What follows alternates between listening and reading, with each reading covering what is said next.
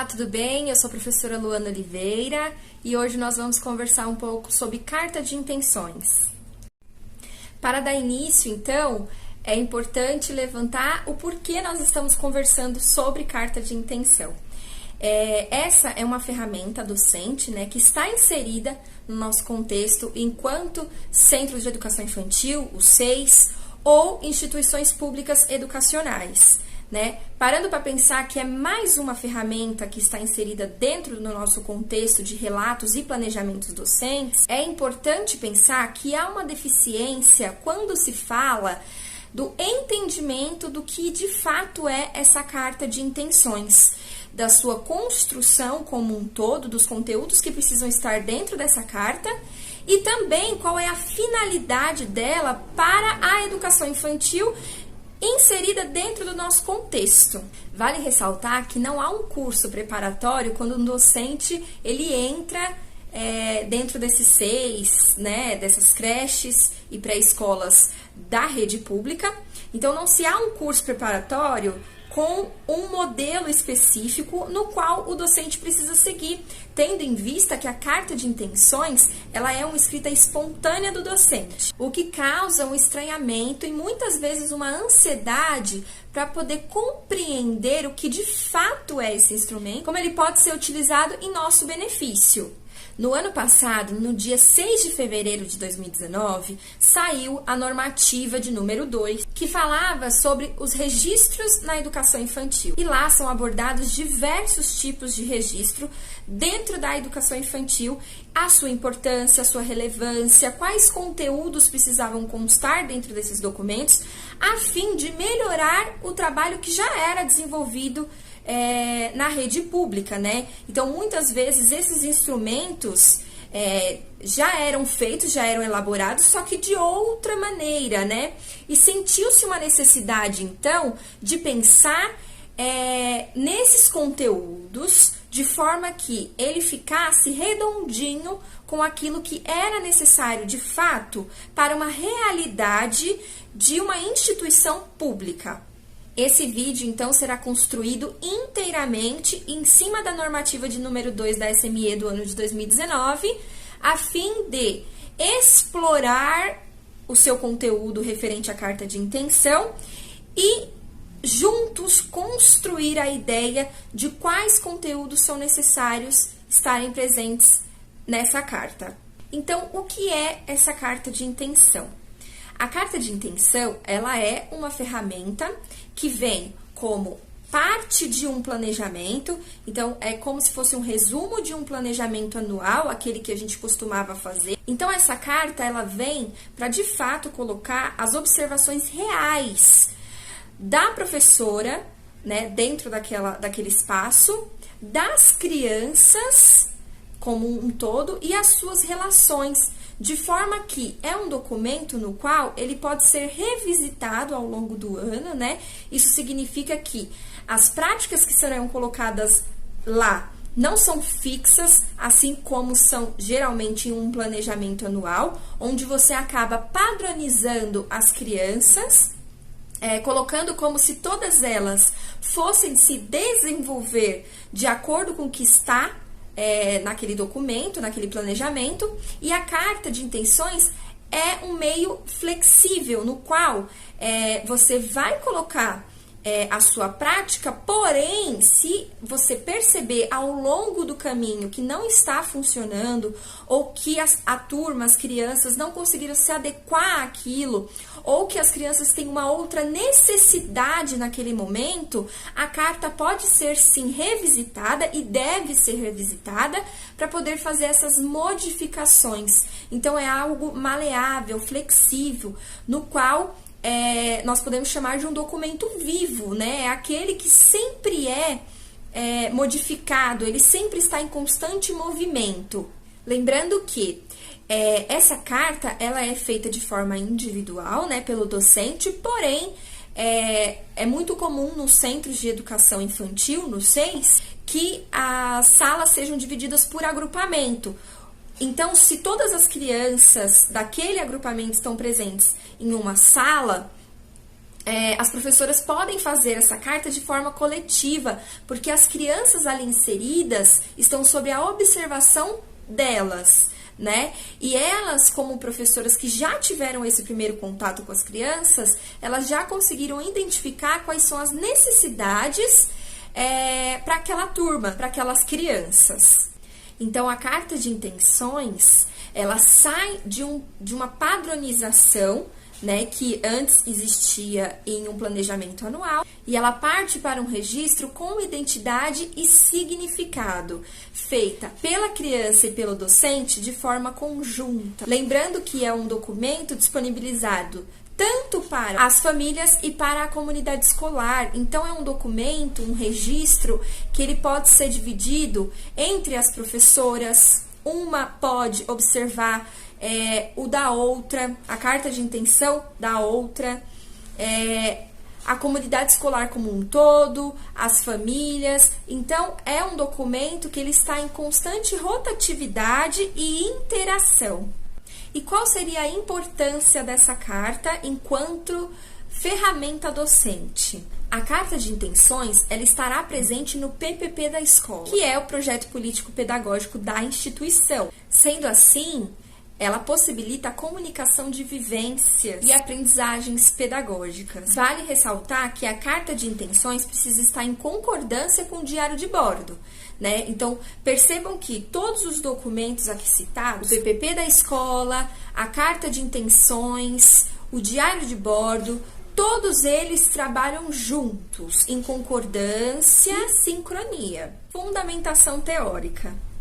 Não é difícil ver cartas de intenções que não tem nenhum tipo de fundamentação teórica por trás, né? Não é algo que é citado nessas cartas. Porém, todo tipo de registro docente deve ser fundamentado em referenciais teóricos, né? Até porque o nosso trabalho em rede pública, ele é permeado por esses documentos, né? Então, é de extrema importância que eles estejam nessa carta de intenções, tá? Aqui eu vou mostrar para vocês quais são os documentos que devem estar sendo citados nessa carta de intenções e que devem permear, então, o trabalho docente. Em primeiro, eu coloquei a orientação normativa 1.13, que é a avaliação na educação infantil. Em segundo, os padrões básicos de qualidade na educação infantil. O currículo da cidade de São Paulo, mesmo que a carta de intenção e a normativa, né, de 2019 tenha vindo antes do currículo da cidade ficar pronto, o currículo da cidade ele deve estar sendo citado nessa carta de intenções, porque o nosso trabalho é desenvolvido em cima do currículo da cidade. Também devem ser citados indicadores de qualidade na educação infantil, o PPP da escola e o currículo integrador da infância paulistana. Além de todos esses documentos que devem estar sendo citados nessa carta de intenção, a legislação vigente também permeia essas práticas e também deve estar presente na carta. Lembrando que não necessariamente nós estamos falando de você pegar um trecho desses referenciais teóricos, uma citação e colocar nessa carta, não. Mas você fundamentar o seu documento nisso. Então, um exemplo de como isso poderia estar constando nessa carta nosso projeto de trabalho é fundamentado nos seguintes referenciais teóricos. E aí você cita todos esses que foram falados. E quais são os conteúdos que devem estar presentes nessa carta? Como a carta mesmo de intenção já diz, o próprio nome já diz, é uma intenção daquilo que se pretende fazer, né? Não é algo fixo, nem estipulado, é uma intenção. Sendo assim, deve-se constar nessa carta as experiências, as brincadeiras, o fazer pedagógico. Então, aqui para vocês eu coloquei alguns tópicos do que deve e do que é interessante se ter dentro dessa carta de intenções, como, por exemplo, como será o acolhimento dessas crianças, quais são os projetos que serão desenvolvidos ao longo desse ano, né? Então, tem os projetos que são pré-estipulados pela instituição e tem aqueles projetos de desdobramento, que são aqueles que são feitos de acordo com as necessidades que são vistas ao longo do ano. Como serão utilizados os espaços da instituição? E isso é de extrema importância, né? Você colocar na sua carta de intenções que a instituição, ela tem tantos espaços, desses espaços tem ateliê, tem biblioteca, tem parque de areia, tem espaços externos no qual a criança pode se desenvolver perante o contato com a natureza. E é importante colocar não só a distribuição dos espaços, mas como esses espaços podem ser trabalhados a favor do desenvolvimento da criança, né? Então, tudo que se é colocado na carta, seja uma atividade, um espaço, isso deve ter sempre a ideia de como isso se dará para a criança. Então, um exemplo de como isso ficaria na carta seria: nosso SEI conta com diversos espaços externos, no qual possibilitam as vivências significativas, onde a criança pode estar se desenvolvendo no seu âmbito motor, intelectual, afetivo, cognitivo, entende? Então, eu não falo só que a instituição tem um espaço, mas como esse espaço pode estar 100% atrelado ao desenvolvimento de qualidade total para aquele indivíduo que está ali inserido. Como se dará o desenvolvimento dos bebês e das crianças pequenas? Então, muitas vezes a gente se depara em uma sala de aula, por exemplo, de um berçário, onde se precisa entender quais são as necessidades corporais, físicas dessa criança. Quais as atividades propostas? Então, as atividades serão permeadas através de materiais de largo alcance. E o que são esses materiais de largo alcance? São materiais não estruturados, né? Que muitas vezes é o que utilizamos dentro da sala de aula para que os processos pedagógicos ocorram. Nós iremos trabalhar com rodas musicais, rodas de história, que valoriza os momentos de construção coletiva. Então, tudo isso precisa estar dentro dessa carta de intenções. Como se dará a relação com as famílias? Como se dará a escuta, a autonomia e a identidade dessas crianças? E a fundamentação teórica, que é o que nós vimos no tópico anterior, né? Que você precisa colocar que todo o seu trabalho é permeado através de uma fundamentação teórica. Qual é o papel do professor, o papel do docente dentro de todos esses processos que a gente conversou? O papel do docente, ele é o mais importante. O professor precisa ser investigador, mediador e precisa estar atento às crianças, compreendendo as experiências, mediando as situações e sabendo discernir sobre suas práticas pedagógicas, quando é necessário ou não fazer mudanças e rever as suas práticas. A escola como um todo não pode ser engessada, e sendo assim, nós somos pegos de surpresa o tempo todo. Sendo assim, esse ano de 2020 aconteceu uma situação totalmente atípica, no qual todos os professores, e não só os professores, mas a comunidade escolar e o mundo inteiro, enquanto indivíduos, né, pertencentes a uma sociedade, nós fomos pegos de surpresa por uma pandemia, no qual nós fomos impossibilitados de estar presente dentro das instituições de educação infantil, tendo em vista que todo o nosso trabalho parte de vivências, né, que a criança aprende de acordo com as suas interações e relações com o meio, com crianças e com os adultos, né?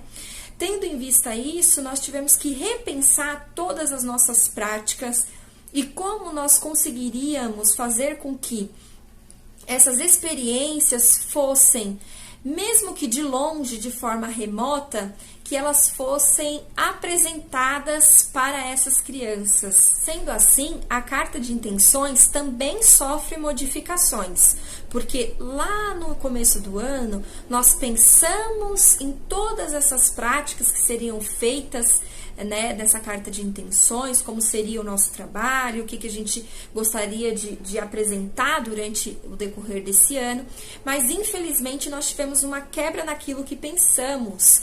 E tudo isso precisa ser revisto, não tem como continuar com uma carta de intenções que foi feita no início do ano, antes da gente entender todo o processo que nós iríamos passar e que estamos passando. Sendo assim, a carta de intenção precisa ser modificada, né? Precisam entrar novamente a ideia de que como se dará esse acolhimento dessas crianças pós-pandemia, né? Quais foram as perdas que nós tivemos enquanto educação, enquanto instituição de educação infantil? E quais foram as perdas de vivências que essas crianças tiveram? Então, colocando tudo isso na balança, a carta de intenção precisa ser modificada a fim de conseguir entender e compreender como se dará esse novo passo, né? Esse segundo semestre, essas novas práticas e como essa pandemia nos modificou como docentes e como pessoas e como provavelmente modificou as crianças e as famílias. Por fim, eu gostaria de deixar uma citação para vocês de Osteto, de 2000, que fala o seguinte: planejar é a atitude de traçar, projetar, programar, elaborar um roteiro para empreender uma viagem de conhecimento, de interação, de experiências múltiplas e significativas para com o grupo de crianças. Obrigada a todos que assistiram o vídeo e até a próxima.